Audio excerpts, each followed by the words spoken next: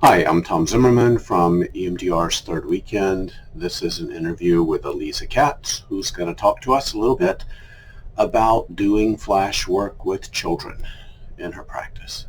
So thanks for joining. So, all right, welcome. Thank you. Welcome. So, we are here to talk a little bit about doing flash-like approaches with children. Yes. So, again, top line, this is something you can do with kids. You could do flash with kids. Maybe tell us a little bit about that generally. Yeah, for sure. So I'd love to share about one of my first experiences using Flash with kids. I trained in my basic training. I learned about the Flash technique in like the last day. Shout out to Ricky Greenwald. And so I came back from, I was so excited to try it. I had this one client who I'd been working with for a long time, and she had a really severe school phobia, and specifically also with the bus. So I said to her, hey, I learned this new kind of weird thing. Like, I wonder if we might try it for a few minutes. And you love sand. So why don't you play with the sand? And I'm going to say flash, you're going to blink, the whole thing. So she's like, okay, fine. So we do it for maybe 3 minutes. And she's like, okay, I'm done with this. Like, that's it. It's over. And I was like, okay, that didn't go anywhere. And I forgot about it, honestly. I had forgotten. I wasn't all week thinking, what happened. I was like, okay, that was nothing. And she came in the next week. And every week we checked in because she was calling and texting mom 30 times a day from school or 40 times a day to check in on mom. So she comes in and I said, hey, how's it going with, how many times are we calling mom this week? And they look at each other like, get with the program, lady. I was like, what does that look? And the girl was like, I didn't call her even one time. Mm-hmm. And I was like, what do you mean? But every week we're talking, like at least it's 10 a day, right? And they're no, gone, like completely gone. Something that we'd been working on for months, which was cool to see because it wasn't a new client, but we had tried all the other things with play therapy and ACT and all of that. And then here we introduced the flash, and this symptom just reduces completely 30 times a day to none. It's like, wow. So just completely took me by a storm. I was like, I have to start using this with everybody. It was unbelievable. Almost every time I used it for, I think, a year, I doubted it. I was always like, this is not going to work. This is fake. Like, it's a fluke. Right. Yeah. Yeah. And what is your intuition, or what is your sense about where that doubt comes from? Right? Because my hunch is that a lot of people, even a lot of people that see this can be amazing, often will transition away from it because of some kind of doubt or self-doubt, or somehow there's something about this that isn't fully legitimate or isn't fully genuine or doesn't involve enough suffering or doesn't, I don't know. Yeah, enough suffering. It seemed like too good to be true. Like, how could it be that you don't have to think about the thing at all or talk about it and it's going to work? And the explanation that I was taught with was comparing it to like how they used to do the Coca-Cola commercials, and they would flash the word Coke and you didn't even know that you saw it, but then you suddenly wanted to buy Coke. So that was the explanation, and it made sense to me, because we're kind of just boop, flash, we're blinking. It made sense on a cognitive level, but it takes a while to sink in where you really believe like this is a legitimate technique that works. Okay. And what are some other ways that you use Flash with kids? So what are some modifications, or do you work just with kids? Do you work with some adults, or is your practice mostly kids? I work with kids, teens, and adults. I do at this point mostly intensives. So everyone who's coming is pretty much working on either phobias or recent trauma in my practice. Okay. So I'd love to talk about how I introduce Flash to kids. So for younger kids, I introduce it as kind of a game. So I'll say, it's kind of weird, but I have this game. I like to call it the blinking game. And, you have that thing that bothered you. And, we weren't really talking so much, or maybe we were talking, but it wasn't really helping. And, I have this game where you don't have to think about it at all. You could choose whatever you want to do here, any activity. And all we're going to have to do is we're just going to blink. And so, like, cool, who wouldn't want to choose, and I asked them, would you would try it? And remember, you could always stop at any time. So we'll do it like that. Then for older kids and for teens, I'll say, remember that thing that was bothering you? I have a way that we could work on it without thinking about it or talking about it. You could choose any activity that you want to do. And I know it's going to be a little weird because I'm going to be asking you to blink, and that's not really something people normally ask you to do. So I'm acknowledging that's weird, but I promise you this is a real thing. I didn't make it up. I've done it with other people. I've done it with myself. Like I give all that disclaimer and I say, would you be willing to try it as an experiment? And if they're very doubtful, I'll say, look how doubtful you are. Do you think we could try to even do it just to prove to yourself? Like, imagine if we can get you feeling a little bit better. Wouldn't it be worth it? And so they get curious and they're like, okay, you know, I guess I'll try. And I find that to be the biggest factor when working with kids is cultivating the present day positive experience. I personally don't anymore offer the memory of the past as an option.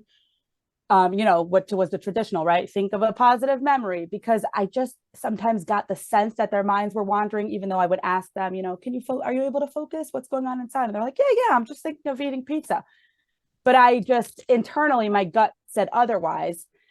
So to me, it's a lot better to focus on cultivating a really positive present experience. So I have a whole station with crafts. We do sticker by number. We do paint. We have puzzles. We have instruments. And I pair that with a song that they like. And then that makes it a lot easier to focus because they're doing something really enjoyable. And often they don't want to stop. Like even when we're finished, you know, we're at 0, we're done. And they're like, no, but I want to keep listening to this audiobook. I want to keep painting this thing, you know? And I'm like, great. I'm sure that you're having a really positive current experience. Excellent. No, I mean, the ability to do, you know, to work on trauma while doing something enjoyable, while engaged in something enjoyable is pretty cool. Do you find that with kids when they are, because you said you're pivoting away from imaginary calm scenes, which again, I guess people would have to create and create and create over and over and over. Does it seem like they process faster and with a little bit more ease when they are engaged in in an activity? Yes, definitely. To me, it seems like it goes a lot faster and the focus is not a struggle. Whereas with the memory, you can see kind of the distraction and the bringing back. And here it's less of talking about bringing it back when your mind wanders because I see them engaged. And often even I'm a part of the experience because they'll turn to me and they'll comment something about the painting and we're smiling, we're laughing. And I can tell how focused they are. Good. And again, what that means is that even though we're not talking about the memory, my presence is part of the active ingredient in the environment that the client is engaged in. Right. Exactly. Yeah. Exactly. And another important modification that I've done with kids is making the container less abstract, because abstract can be really hard for kids, even for adults too. Right. Personally, I really love a good visual. So I'll have, you know, some visuals that I'll do, like for anyone who's watching this, like I use the pouch from the neurotech, you know, the buzzers. We'll literally use this and we're putting the paper into the pouch. We'll write it on a little paper, one word even, because I don't want to get too much into the memory. So we'll write a word. You know, I have a lot of kids who are afraid of throwing up. They have a emetophobia. So I'll say, okay, we're throwing up. We're putting it in, we're zippering away, it's gone. And I'll put it next to me, or I'll do like a little box, open, close. And then when we're checking in on it, I'll literally just, we're peeking. Okay. And it's gotten to the point where some kids, where they really get into a rhythm and they won't even say anything. They'll just do a physical motion, like a little shudder, like, and I'm like, okay, it's back, it's in there. That's all we needed. Good. No, yeah. Awesome. I think also with the SUDS, I know I read your new updated version. You don't measure the SUDS, but for those who are measuring the SUDS still, with kids also like using, you know, hands, like hands coming closer together versus farther, or using like a spinner can be helpful. But I do have the concern of spending too much time thinking about it, because then they can get really logical and they're like, is it a 5 or 6? And then I'm like, I don't want you focusing too much on the memory. So I like the new addition that you made where you're not constantly taking the SUDS. So that's helpful as well. Okay, excellent. What about the kind of broader question? So we're doing this and individual memories are getting better, right? Individual memories are resolving. Using this, are your clients getting healthier? Do you know what I mean? Are they actually, you know, at what we would say in EMDR language, are they living more, you know, positive, engaged, active lives, more adaptive lives. Yes, for sure. I can't tell you the number of people whose lives have been changed who, I have a lot of the school refusal, kind of school phobia kids who come in and, we have to rack our brains to think of what is the thing, because they're not often coming in. People don't often show up and tell me, I have this fear and this is why, right? You have to do that detective work and digging to get to the incident. So then I'm like, well, maybe it's because your teacher yelled at you in third grade. I know you don't care about that anymore, right? Well, let's just try, right? And then they're like rolling their eyes and like, oh, fine, whatever. And I'm just like, it's my job to like clear everything out. Just like a surgeon, they're going to check and make sure, every last thing is out. That's me. So let's just make sure.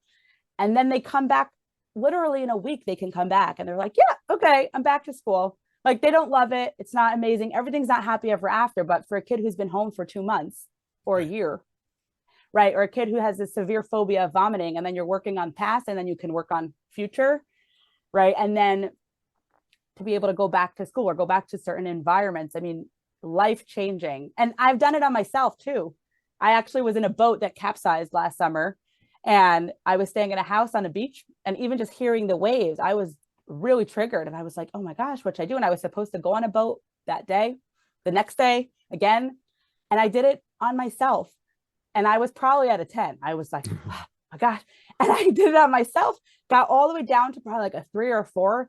And I got on a boat the next day, got back on a boat, was fine. And my husband was there. He was like, what just happened? Because he's seeing me. I'm like, just don't look at me. I'm just going to be doing this tapping, blinking thing. But it really, really, really works. Good. Yeah. Excellent. I also, Go ahead. I was going to say, I also have another story if you want me to share. No, about absolutely. Go ahead. With my own daughter, actually. So when she was almost 3, she developed this big fear of the toilet, believe it or not, because she had a UTI. And so she was, she was like barely 3 years old. So she was associating the toilet with pain and fear. And you could imagine the repercussions of that. And 2 weeks passed. We were desperate. I spoke to her pediatrician. I spoke to everyone. No one could do anything. And then I spoke to a colleague and I said, I'm not one to propose doing therapy on your own kids, but this is a technique where there's no self-disclosure, pretty harmless in the scheme of things. And we decided, me and my colleague together made the assessment, like, I think it's appropriate for me to do it. So we're sitting there in her bed. I'm like, can we try this game? And, you love swimming. So let's talk about swimming. And then when I say blink, you're going to blink. And we're doing it 2 minutes.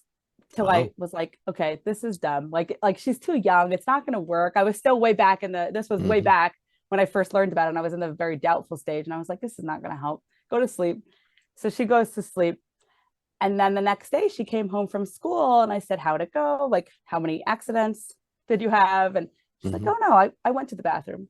I was like, what? And I did not believe her. I called her teacher. I was like, did she go, like, was she afraid? She was like, no, yeah, she's fine. Back to normal. She's back to using the bathroom again. I was, wow, we're like 2 weeks into this. And from literally 2 minutes of flash, gone. Right. So we often say, even in EMDR, that kids can process faster, but you're having some really fast processing times in flash. Sometimes on average, how long would you say kids process a single memory? How long does it take to process a single memory in flash the way you do it? I would say it depends really, how strong the distress level is. But I would say in a single session, there's, in a 45, because I'm not doing as many 45-minute sessions lately, but in, let's say, a 45-minute session is generally enough to make enough headway into a memory that the sting is significantly less. But there have been many times where we've only, in that 45-minute session, we've only had 20 minutes at max, where the kid's willing to do this kind of thing. And even that has been enough. I think any measure of flash is worth it to just get it in there, even if you have to be a little pushy about it, a little jokey, like, I know it's weird, but it's so worth it. And also for kids with dissociation who come, right, like they come for intensives, and with traditional, the standard protocol, you have to be so careful with dissociation. And with flash, right, we can get through so many things without eliciting a distress response afterwards. So we can do, I've done in a 3-hour intensive, work through like probably 3 big memories in that time. but not for the full 3 hours. Again, for like maybe 20 minutes at a time, and we'll move to something else. And what kinds of things are you doing in addition to Flash? Because I assume most of the times when people do intensives, it's not like trauma processing, wall to wall. It is, we do a little bit of this, a little bit of that. What kind of other things are you supplementing and doing inside an intensive? So I do a lot of sand tray therapy. I'm also a registered play therapist. So I have a lot of kind of play therapy techniques for kids in my tool belt, but I am also moving towards with adults. I'll actually even do a lot more of the sand tray, and I do a lot of expressive arts. Good. So that's interwoven in. And then there's all of the resourcing, which I like to make, do that alongside the expressive arts and sand tray work that we're doing. So we're not just talking about, a team of helpers, we're drawing it, or we're drawing, 5 fingers and putting it in, or making paper dolls, with kids, we're setting a scene, we're taking a picture. Right, very visual and engaged, and a lot of stuff using the body, because that was when I became certified. My consultant, Anne Beckley Forrest, she really stressed about how, if kids are not using their bodies in trauma therapy, they're not really getting out enough of the trauma. Like, it's still going to live there. So we're doing constantly, like when I do BLS, we'll do like jumping back and forth, or have like a wobble board, or would do like a zip ball, back and forth. I got an entirely new office. You can't see it here, but it goes all the way down that way, because I just felt like in my first office, I didn't have enough space to move. Like, I'm like, we need to run, we need to jump. So, and in the nicer months, I'm in New York, so it's mostly not nice weather here. But in the 4 months a year that are nice weather, I get a nature consent form, and we'll go outside and do some work outside too, which is nice. Beautiful. Excellent. And I mean, all of those are things, that is ways of doing therapy that kids can get behind, that align, that really align with the developmental needs of kids. And I think it's probably, I've heard it said, but again, if your trauma therapy doesn't look like play and you're working with a kid, you're probably doing it wrong. Yeah. We don't want to have kids sitting on the couch and, just talking. It's often, if you look at me doing standard protocol, if they are sitting on a couch, they're holding a drawing pad and they're drawing things. And then we're going and tapping, I have these like light up pods that you tapping them and they're lighting up. And then I'm like, okay, now draw something on the pad or write something. Okay, back to the tapping. It's not like, what came up? Notice that. Good. Anything else related to Flash, how you do Flash, how it plugs into other things you do that may be interesting to share with therapists who maybe are child therapists but want to plug Flash into the things that they do? Well, one important thing to note is that when it comes to, measuring, even if you're not measuring studs, but you're checking in, if this memory still globally affects them, kids can really often be unreliable raters.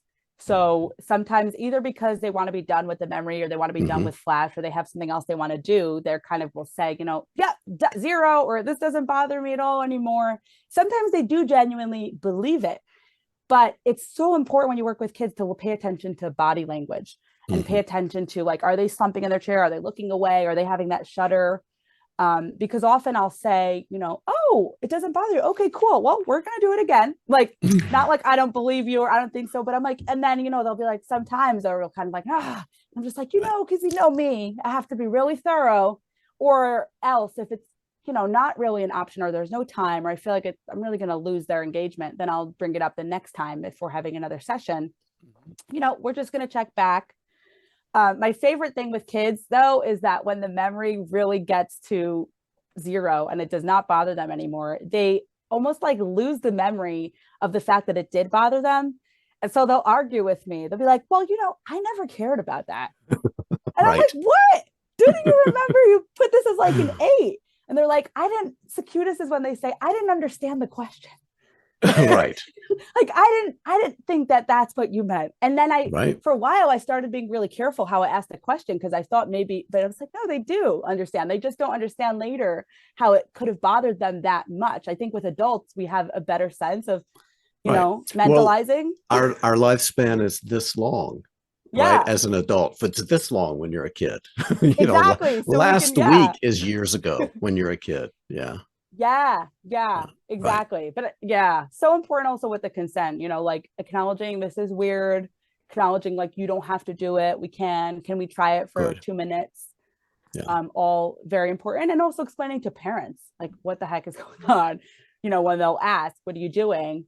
Yeah. A lot of parents who come know about EMDR. So they're kind of wondering like, why, did you do, I heard it didn't sound like you did the standard, the regular EMDR. And I'll explain, well, this is another technique of EMDR that could be, a preparation or it could be a way in. All right. Have you seen Flash go very wrong? Have you seen it open up? Good question. Open up way more than because sometimes EMDR can, right? If we work in a particular era, it can open up other stuff. I really haven't. Yeah. I haven't really either. I've never seen an adverse reaction to Flash. Like, I have no qualms in that regard. Yeah. In EMDR standard protocol, sure. Yes. Yeah, definitely. But with Flash, I think when you really do it right and get them fully engaged in the positive experience, yeah, they're just so focused that it's literally a flash. It's just like, whoop. Right. And if something's not going wrong, or if something's not going right, we're not just pushing ahead anyway. Does that make sense? We're stopping it and we're addressing it, and we're not having it grow the way. Yeah. And that's the beauty of your 4 blinks approach when you're talking about a sliver, you're talking about the first thing, as opposed to more traditionally, right, where you're looking at an entire memory. And something that I don't do, which in the traditional way of being trained in Flash, they tell the client, don't think about that thing. I don't use those words, because personally, when I was trained, when they told me don't think about it, all I could do is think about it. So instead, it's kind of like, we're putting it in the container and it's here. And now we're only focusing on this, painting that we're doing, this puzzle. But I don't use the words, don't think about that, because it's enough. I find it's enough to say it's in the container and we're focusing on this. You don't have to say, and don't think about that. Right. Especially with kids. You say don't, they want to do, it's just how the mind works. Okay. No, excellent. Anything else that comes to mind that may be helpful? Let me see. Maybe helpful in working with kids in Flash-like approaches. Oh, well, the other thing was that I do use like a slip of paper, like I said, to write down and put in the container. And I do find that helpful too. Like, let's say we work on a sliver of the memory and then they're like, yeah, it doesn't bother me. And I'm assessing body language. I'm like, yeah, oh, cool. They could think about the smell of the vomit. Okay. So I'll take that paper that says the smell and I'll rip it up and throw it in the garbage. And that's something that was born after kids. I had a few kids ask me, like, what are we going to do with the paper? And I realized that the paper somehow gained a significance, right? Almost as if it's a memory, and they didn't want it hanging around. So I would ask them, like, should we rip it up? Should we color it on it? Should we like glue it like onto something and color over it? And often they'll just say like, no, let's just throw it out. So we'll, I'll offer, you want to rip it up? Should I? Who should crumble it up? Okay. Yeah. And that somehow becomes a significance to them, which I think is nice. Also having the tangible, we take it, literally taking it. Absolutely. And that's an important point, is that what we're doing is we're making this almost abstract emotional stuff very, very concrete, which is great because that's what you want to do. We're containing it, but unlike an imaginary container, you've made it concrete. Therefore, it's going to exist after this moment. So we need a plan for dealing with that. Yeah, exactly. Yeah. And I do introduce the concept to all the kids. I introduce the concept of the imaginary container. After we've done it with this container, I will then say, we can also do this within your mind. So you can also create, and the beauty of that is, you can create any sort of container in your mind. You can have a giant truck, right? And that's your container. You can have a treasure chest. You can have, a plastic container. I don't know why the kids always choose that. I'm like, is that secure enough for you? Are you sure? Like a little circular, like food container. But we'll talk about that and do the traditional visual, we'll practice that with putting it away and where should it be? And is that a safe spot for it? Is it big enough? And then I'll ask them, did you practice that this week? Did you have a chance with anything else or with this memory or with other memories? But often I really haven't found that they think of the memory afterwards, even if it's not fully processed. They come back, they're like, yeah, I didn't think about that. No, that's not on their mind. Yeah, I find that too. And there's something to be said for not having dumped all of it into awareness all at once. The parts we didn't get to, and they weren't ever brought into awareness enough to have a life after session. They just sit there and they're okay to sit there. It's almost like the loaf of bread that we do these 8 slices, and the other 8 slices we just have a twist tie on, and they just sit there. It's much more okay to just kind of sit there, and then we can, I mean, do you find you could just pick up almost right where you left off on a memory? Yeah, but even better than that, because often there has been progress, you know, because the brain keeps processing. I don't know how that works with Flash, but you know, we say that with EMDR, right? Things are happening. And so they'll come back in, and I'll have in my mind what the thing was that was the sliver, but then I'll ask them to, you know, check, and it can be something else. I'll often check in and do like a reassessment, and I'll ask like, oh, wait, last time we were in the middle of talking about your teacher, the moment when she told you to leave the class. And then, you know, and then sometimes I'll be like, oh, I forgot. Yeah, that does bother me a little. And other times, but still, that shows you, right, how the stress has decreased, that they didn't think of it right away. And sometimes they're like, no, are you sure? Like, again, with that, like doubting, like that, I don't think that really bothered me so much as you think, even though it wasn't even finished. Right. Oh my goodness. They're funny. Yeah, that has kind of become my role as you know, with kids. I'm just like the klutzy, like I drop things all the time by mistake, and I'm just like, oh my gosh. And then they're like, you know, are you sure? And I'm just kind of like, oh, silly me, am I making a mistake? Oh, did I get that wrong? Right. Okay. Well, thank you. It's been great talking to you, and thanks for all of this information. And my pleasure. We'll be in touch soon. How can people, do you offer a consultation? Well, I am now, as of this week, a consultant in training. So people can definitely reach out. I have a website, AlizaKatzLCSW.com, and my email, info@AlizaKatzLCSW.com. Very original. Excellent. For those of you who work with kids, you have a place to get some consultation related to doing trauma work with kids. So awesome. Thanks a lot. Yeah. Awesome. Thank you so much for having me here. Thank you. You take care, and we'll be in touch. Okay, great. Thank you. Have a good weekend. Bye-bye. All right. Thank you. Bye-bye.